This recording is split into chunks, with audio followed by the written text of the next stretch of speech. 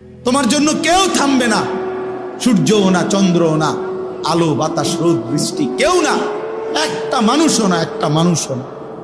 এ দুনিয়া বড় স্বার্থপর, বড় স্বার্থপর।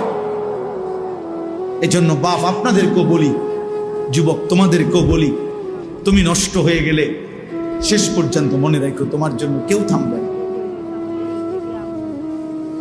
আপনাদেরকে বলি বাবা, স্ত্রী সন্তানের জন্য যদি আপনি হারাম উপার্জন করে জীবনটা শেষ করছেন, কোনোদিন পাবেনও নাই। সুদের টাকা, কিস্তির টাকা, হারামের টাকা, ওজনে কম দেওয়া, ধোকাবাজি, প্রতারণা করা উপার্জন করা দরকার ছিল না। আমনের কলজার মধ্যে শয়তানে বসায় দিছে যে বউ বাচ্চার লাগে এগুলা করতেছো, করো না রে বাপ, খোদার কসম এরা মনে রাখবে না, এরা মনে রাখবে না, এরা কোনোদিন বলবে না, এরা মনে রাখবে। দুপুর বেলা জানাজা হইছে, আসরের পরে জানাজা হইছে, কানছে 2 ঘন্টা 4 ঘন্টা, জি পুত নাতি নাতনি স্ত্রী সন্তান। ওই দিনকেই এশার নামাজের পরে দেখা যাবে এরা সবাই পাশের বাড়ির থেকে ভাত তরকারি রান্না আনছে, এরা খানা খাইতেছে, এরা গোশত খায়, মাছ খায়, ডাল খায়, সবই খাইতেছে। এরা না কাঁদছে অনেক, ওই কাঁদছে আর কি। এজন্য আমি নিজেকে বরবাদ করে, আমার কবর, আমার আখিরাতকে নষ্ট করে, আমি আমার স্ত্রী সন্তানকে হারাম খাওয়াইতে হবে, খোদার কসম এটা কোনো মুমিন করতে পারে, কোনো মুমিন করতে পারে।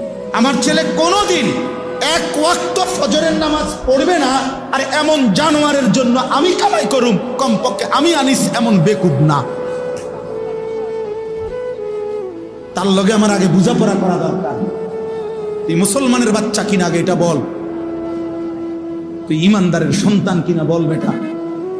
যদি তুই মুসলমানের বাচ্চা হস, আমি তোর জন্য মাথার ঘাম পায়ে ফেলে কামাই করমু, আমার এই কষ্টের উপার্জনের কিনা ফ্যান, খাট, পালং, সোফা, ফার্নিচার, বাজার সদাই, আর তুই বেঈমান সারা রাত মোবাইলে নারী দেখবি, ছবি দেখবি, কোনোদিন ফজরের নামাজ পড়বি না।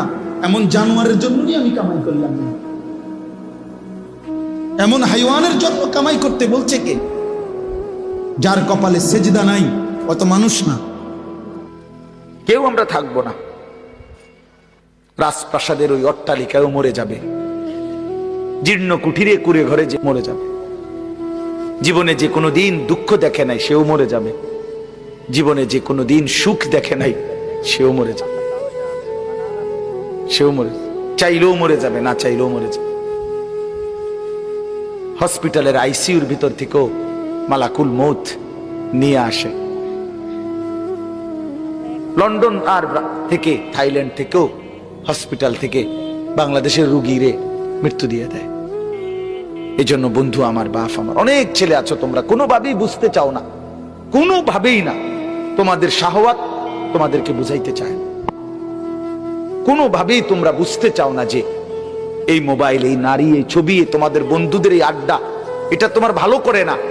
এই কথাটা অনেক ছেলে আছে এত পাষাণ, এত পাষাণ যে তার কলিজাটা এইভাবে আটকাইয়া ফেলছে, এই নাফরমানিটা বুঝেই না, বুঝতে কোনো কিছুতে তার ঘাড় নোয়ানো যায় না, সেজদা দেয়। হায় হায় রে বাপ, মুসলমানের বাচ্চা এত বড় শক্ত হওয়া, এত পাষাণ হওয়া, এটা তো একটা জানোয়ারের স্বভাব না।